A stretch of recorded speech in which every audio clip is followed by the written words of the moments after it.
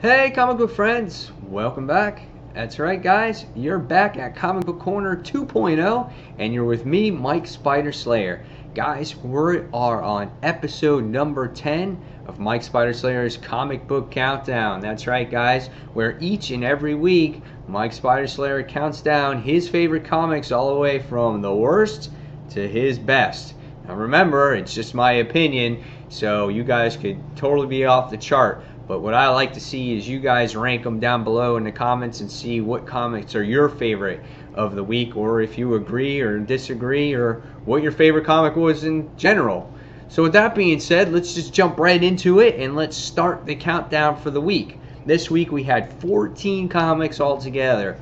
2 were read digitally and the other 12 were in hard copy form. So, what was my worst comic of the week?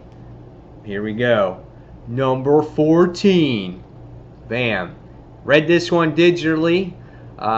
So I just made a little picture copy of it so we get to see what the cover looked like. And that was Ultron number 1 AU. And actually, I didn't even read all of this book because I thought it was pointless to the main story, really. And I could care less about the Son of Ultron. I really could. So that's why it was number 14 on my list this week. I didn't even find the artwork appealing either. So that's one of the other reasons that I didn't like it either. So number 14, Ultron A1U. Don't buy it. It's not worth the $3.99 price tag. Number 13. Bam! Fantastic Four, issue number 6. Guys, I think this is the end for me. If it wasn't for that digital comic that I just showed you, this would have been last on the list. Fantastic Four is been a disappointment for me in the past couple issues, and I said this when I started reading the series. I'm not a huge Reed Richards fan. I'm not a huge Fantastic Four fan, so it makes me hard to read these books. But in the beginning of the series, it sounded interesting. But as soon as it kind of goes south and, has nothing to do with the original, story, and they start going all these different places, and the stories aren't interesting anymore, I'm going to drop it. And that's what's happened in this particular series. We've gone back and we saw some crazy Caesar. We go learning about the Big Bang Theory, and all they talk about is some mumbo-jumbo, Big Bang, scientific nonsense bullcrap. Which I honestly, when I'm reading a comic, I really don't care. I don't want to learn a history lesson. I don't want to go into science. The next thing we're going to learn is about math. Because all this family is a bunch of nerds. And I really could care less about it. So I'm going to give this one probably a 1.5 out of 5 stars. There was some action here, but that was about it. Number 12. Avenging Spider-Man, issue number 19. This series has been pretty good ever since Chris Yost started writing it. And we've seen Superior come into play here, gathering up Sinister Six team members, which is really, really awesome. But in this particular issue, he didn't gather any Sinister Six members, and I was kind of disappointed about that. And it had to do with Sleepwalker. When I first saw this cover, I was totally interested about Sleepwalker, going, dude, I haven't seen Sleepwalker since the 90s. And it was kind of like the cardiac thing in an Amazing Spider-Man issue, bringing back characters from the 90s. And now I know why they have not brought back Sleepwalker. This guy is just weird. He is out there. And in the issue, I actually didn't realize when I was in reality and what was actually real. And basically, this is just a little glimpse of Peter Parker and Superior Spider-Man battling against each other, and Dr. Octopus kind of thinks it's a dream, which some of it is because you see him fight his father and things like that. But nevertheless, it was an issue that just really meant nothing to me. I found it uninteresting, and I felt myself lost at times. So I'm going to give this one a 2.5 out of 5 stars.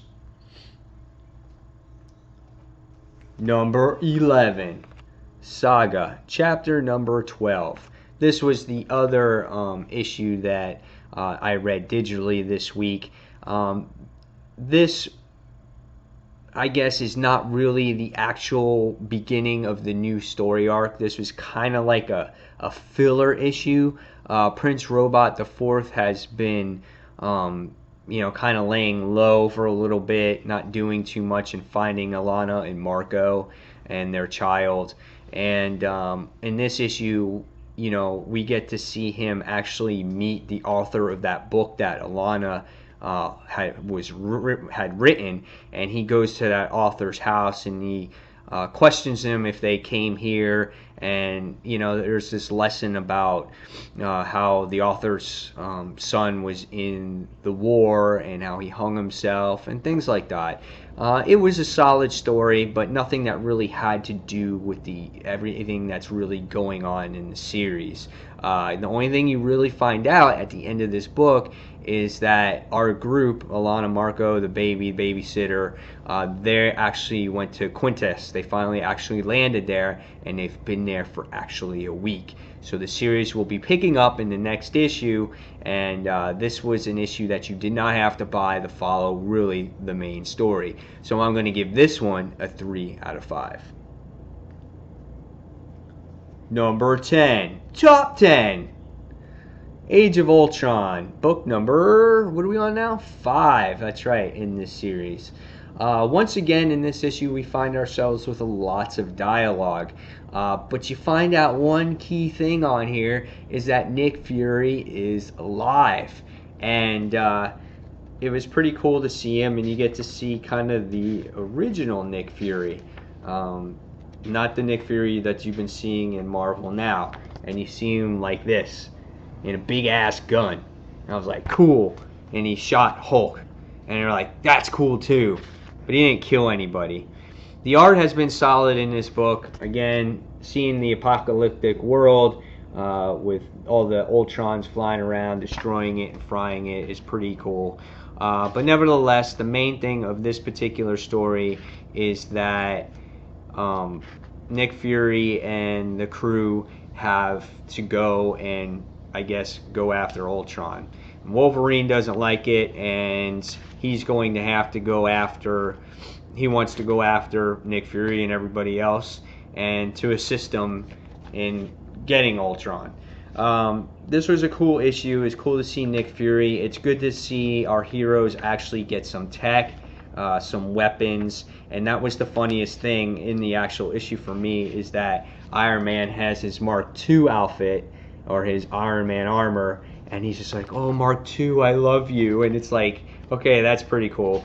But again, another issue where it's kind of on a downfall. We're at the midway point now of Age of Ultron, and it was good, really good in the beginning, I thought, and now it's at its low point, and it looks like the action now, starting in issue number 6, looks like it's going to pick up. I thought it was a 3 out of 5. It was average. It wasn't the greatest, but it was cool to see that things are going to start picking up back in Age of Ultron. So, has this series so far, this event, been the greatest event I have ever read?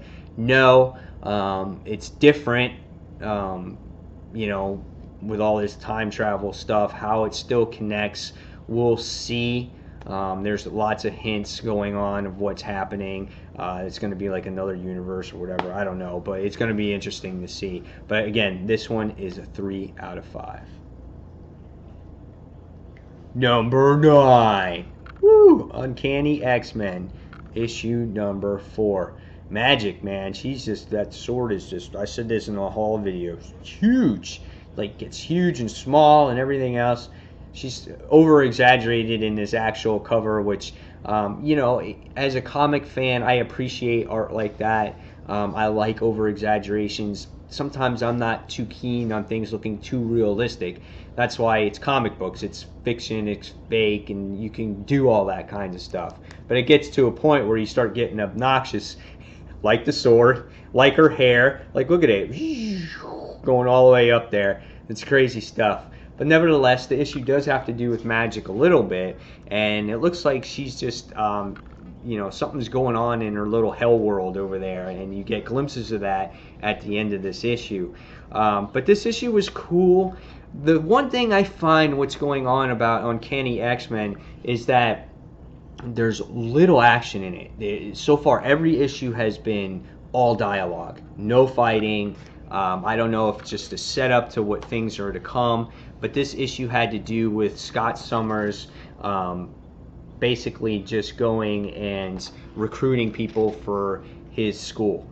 And we find that we have a huge discussion with Emma Frost and her daughters, Celeste and Mindy and Phoebe. I don't know how you say her name, Phoebe. I'm not sure, which are these girls right here.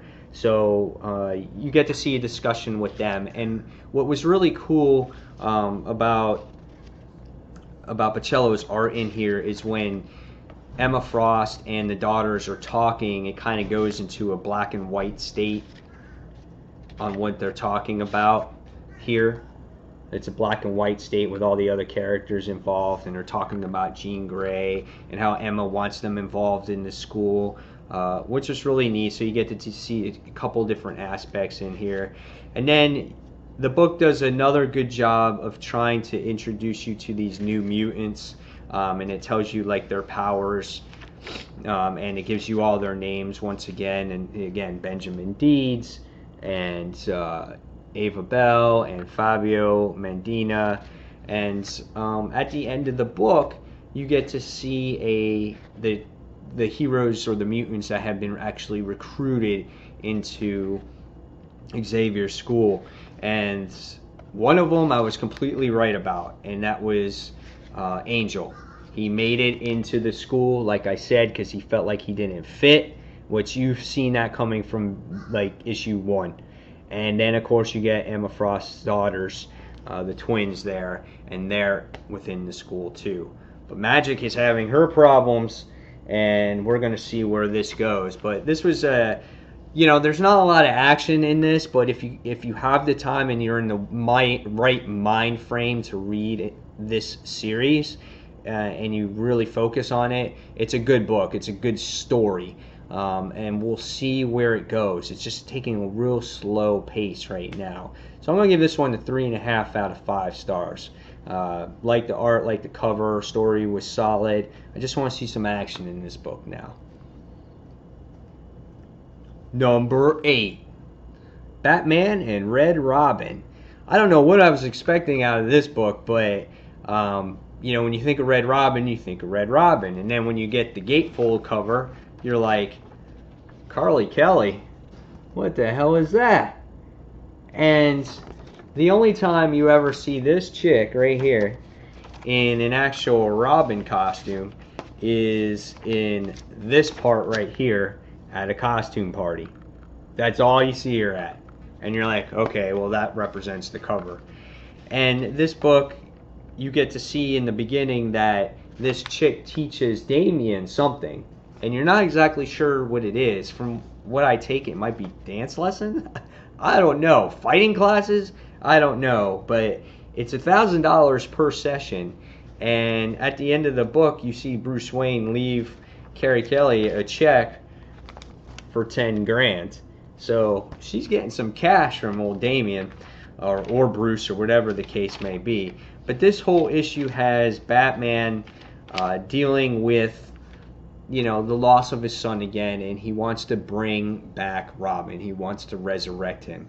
And so he captures Frankenstein, and he, wants him to help him resurrect Robin, no matter what the cost is, even if it's at his own will.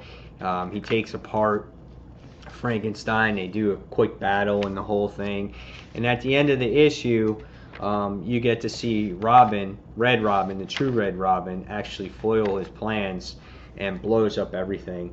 And because it's not natural, it's not the right thing to do, and Frankenstein said the same thing, and Batman just takes off at the end. Again, it's one of those issues that makes you feel for Batman on what his pain is, feeling for Robin. And it is. And how long this will go on for, I don't know, but this is obviously changing Bruce Wayne, because he feels for his son. And will we see Damian come back again? I don't know. We'll see. But this book was fun. It was entertaining. It was good to read, and I'm going to give this one a 3.5 out of 5 stars. Number 7, The Walking Dead issue 109. Probably my least favorite issue of The Walking Dead in a long, long time.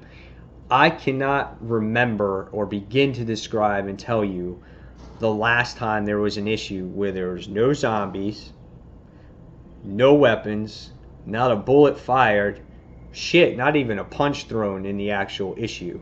All this issue was the group just telling their respective parties of what this plan is. So the plan is being told to everybody. It's being told to Andrea. It's being told to Gregory from Jesus. Jesus tells Cal, which is the guard leader, and that was the biggest mistake that Jesus did. He told Cal, because Cal is a traitor within the Hilltop, and he's going to tell Negan, shit's going to hit the fan, Negan's going to come after, there's going to be this big-ass war, and shit's going to go all over the place, there's going to be bloodshed, people are going to die, it's just going to explode all over the place, and that's how the next issue is going to happen, because this issue was slow. It wasn't crap, it was just slow.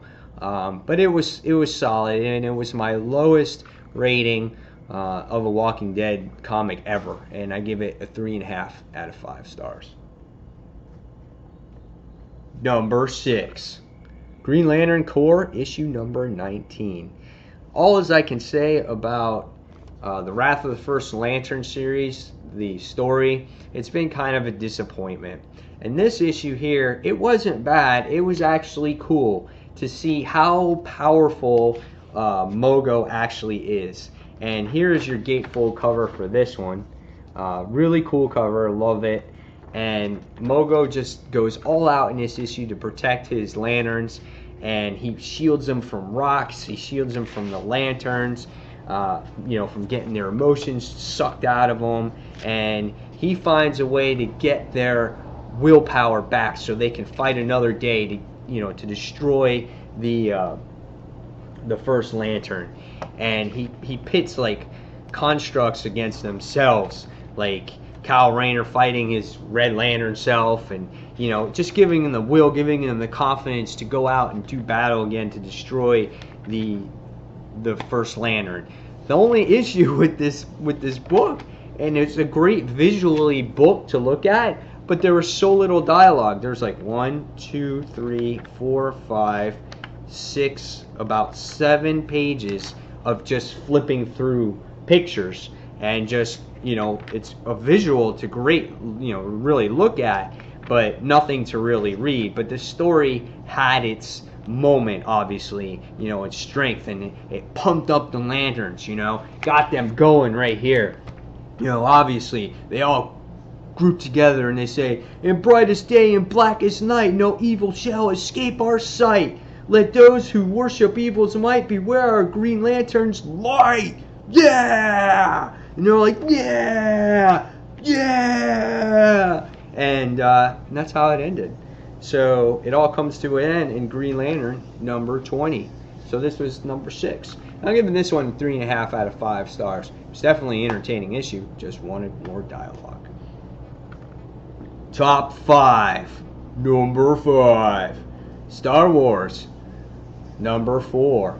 Great story, guys. Jump on board while you still can. Don't want to miss out on some classic Star Wars action. You got gray X-Wings, you got TIE Interceptors, you got TIE Fighters, you have Darth Vader, you get Darth Vader, what's it called? Putting his lightsaber through admirals. I mean, you got it all in Star Wars. You Death Stars, you got Han Solo flying through into Coruscant, into the deep reaches of it. Here, he's going to go into some place where you've never seen before. Shit, you got Chewbacca coming out of the freaking Millennium Falcon, just shooting shit all over the place. You're like, damn, dude, Chewbacca's pretty tough here, I mean, forget the little guns that's on the Millennium Falcon. I'm just going to do it with my crossbow. This book was pretty awesome. You get to see Princess Leia, Wedge, and all the other gray X-Wing fighters try to find a new home to live on, and they're looking at this, I guess it's called Pybus system, and there's no inhabitants there, but there's a spy in this alliance, and we don't know who it is, but wherever they go, there is the Imperials getting ready to destroy and take over the Rebel Alliance. So really cool stuff. And you get to see also in this issue that the Death Star is under construction. Now this is the second Death Star that you get to see before Empire Strikes Back, and the Emperor wants it done in a quickly manner, and of course Admiral says it's not possible, blah blah blah, and again Admiral takes a lightsaber through the chest, and then you get to meet this person right here, which is strong with the Force, and I can't remember her name, but she's obviously strong with the Force, so she's some kind of Jedi, or not Jedi, but maybe some Sith Lord or something like that. So pretty cool. And then the coolest thing of all in Star Wars is you get to see Darth Vader in his little chamber, where he can take off his helmet and think, and you see him right here in the chamber, and that's awesome here.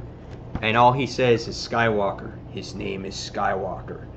And that's it. I mean, this is a great stuff, guys. It's a fun book. It's great to see these characters back. I'm giving this one a 4 out of 5, and it was my number 5 pick of the week. Number 4, Batman, issue number 19. Here is your cover. Gatefold, yep. And you're like, dude, what is up with that? Bruce Wayne pointing a gun at Commissioner Gordon?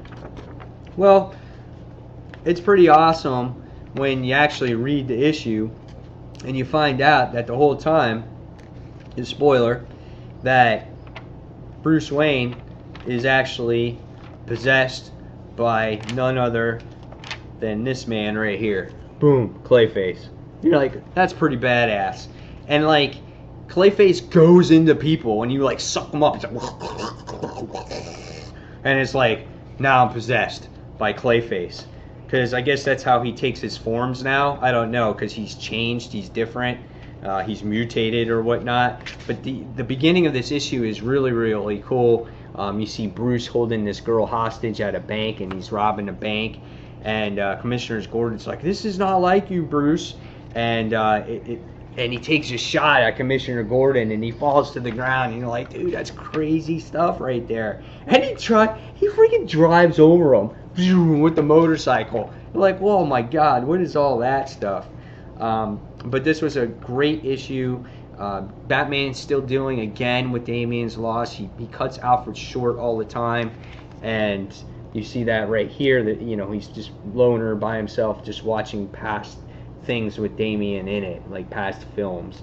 And I just love the way Capullo draws Batman in those just like stances where he's by himself with his cape closed, and just makes him real dark and just a real edgy character. I mean, he's one of the best Batman artists I have ever seen.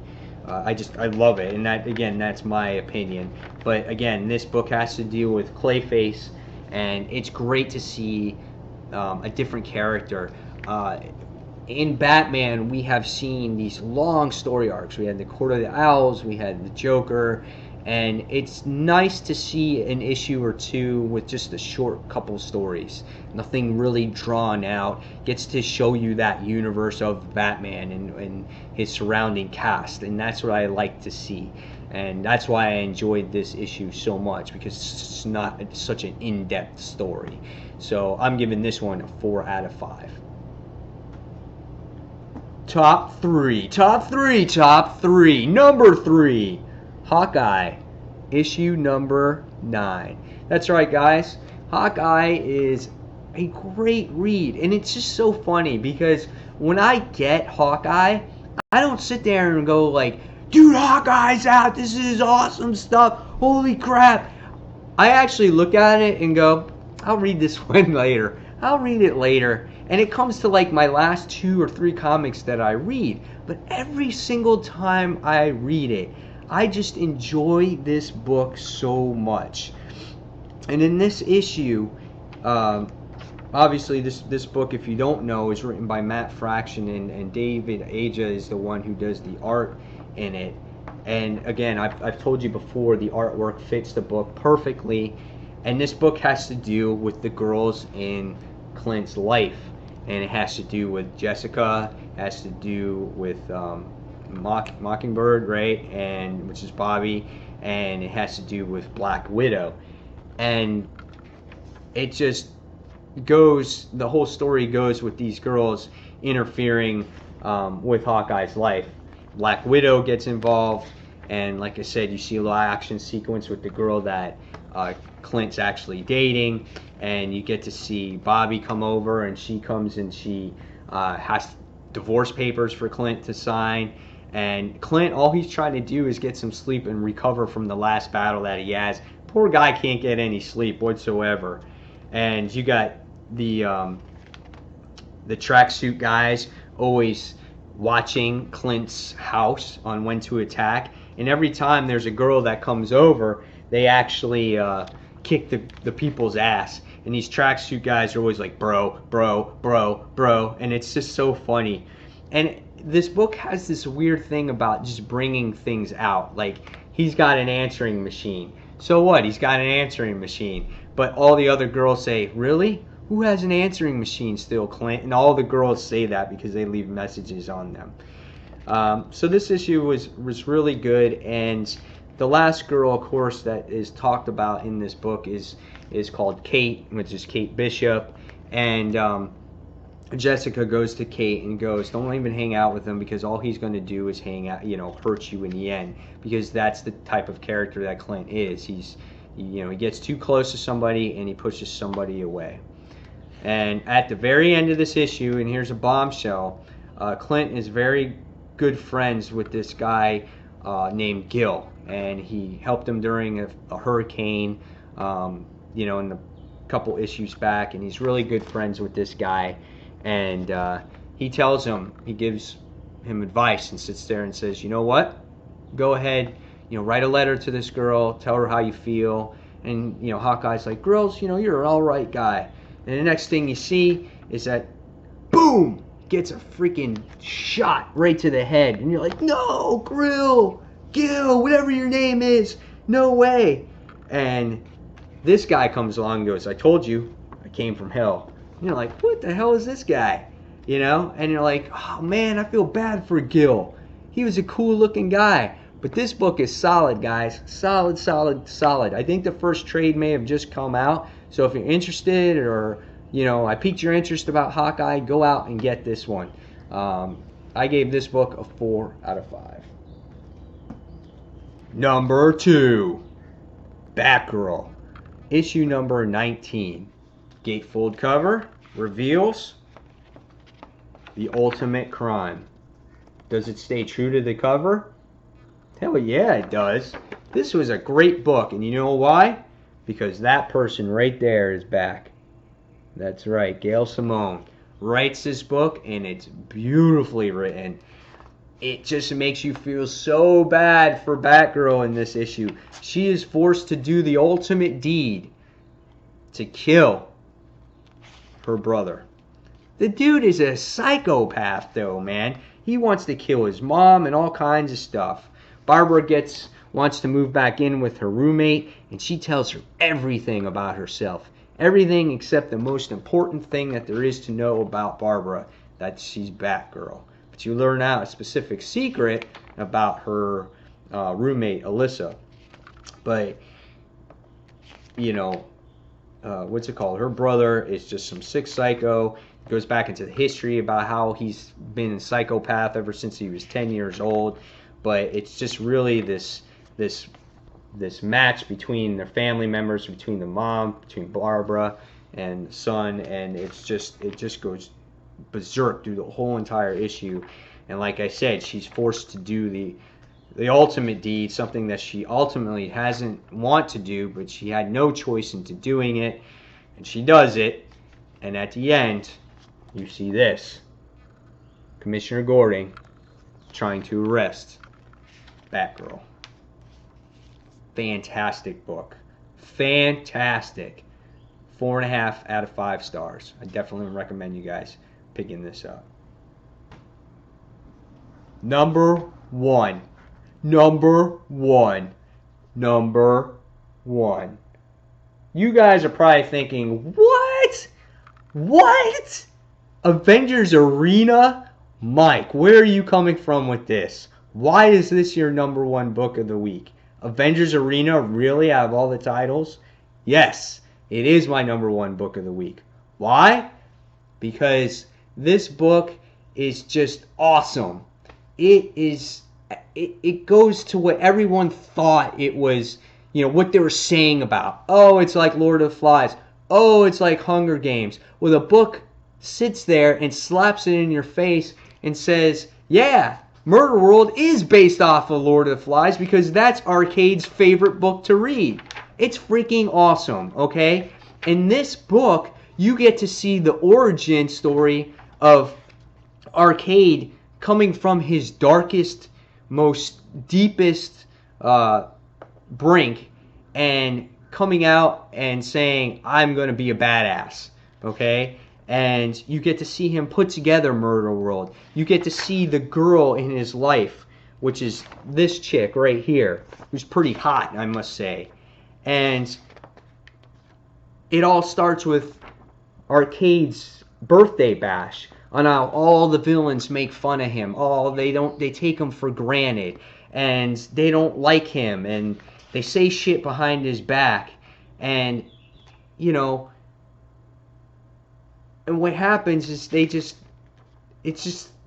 go out and they sit there and they just make fun of him, and he gets no respect. So what happens is that he just goes into this deep depression. He sends his beautiful assistant off, again, which is this girl right here, sends him off, and he says, I'm not going to do anything. You can take Murder World. I'm not going to do it. And what happens is he goes into deep depression. He drinks. He loses his confidence. And what's his face? I can't remember this guy. Constrictor. He comes out. He comes to rob the place. And all of a sudden, it just knocks some sense into Arcade. And he just sits there and he goes, you know what? You just made it fun for me. And he goes out and he finds his assistant, which I can't remember her name for anything. And they decide to go to Antarctica and they go to create Murder World. And you get to see it in this dialogue here that they talk about. And they talk about it, and she creates this whole virtual world, and she creates Arcade and gives him superpowers and makes him invincible in this world. But in the other world, he can be touched. And he's experimenting with his powers. And let's just say his assistant, though, just knows how to tweak and modify everything and pretty much goes out and, has a one-up on him because she's more intelligent than he is. He thinks of these things, but she's the one that, I guess, puts it all together. And she's just like him, and she says that at the end. And the main thing of his powers, or where he gets all his powers from, is from his jacket. So he can control everything from his jacket. It just has to stay charged. It's just a really interesting issue. You have to really read it to appreciate it. It's the origin of, again, Arcade, on how sick and twisted he is, on how Murder World came to be, how this virtual reality world has happened, and how he has his powers and how he became like he is right now in this world. Has nothing to do with all the characters in this book, just him, just his assistant, and it says at the end you can upload these superheroes at any time to bring them into this world. So it's really cool. So if you had any questions about Murder World and how this all started and how Arcade came to be, this is the book that you have to read. And that's why I liked it so much. And the art was really good. Was it Dennis Hopeless is the one that writes this book, right? And there's another book that he does, which was the X-Force book, which sucks. And this book, though, is completely opposite. I enjoyed it, and this was my number one book of the week. So, guys, there you have it. 14 books altogether. Number 1 was Avengers Arena. Number 14 was the Age of Ultron one-shot book. And everything else there was in between. So guys, give me your thoughts on this video. Hopefully you enjoyed it, and hopefully you enjoyed episode number 10 of Mike Spider Slayer's Comic Book Countdown. So guys, until the next comic book review, this is Mike Spider Slayer signing off, and I'll see you guys real soon. Take care, everyone. Bye.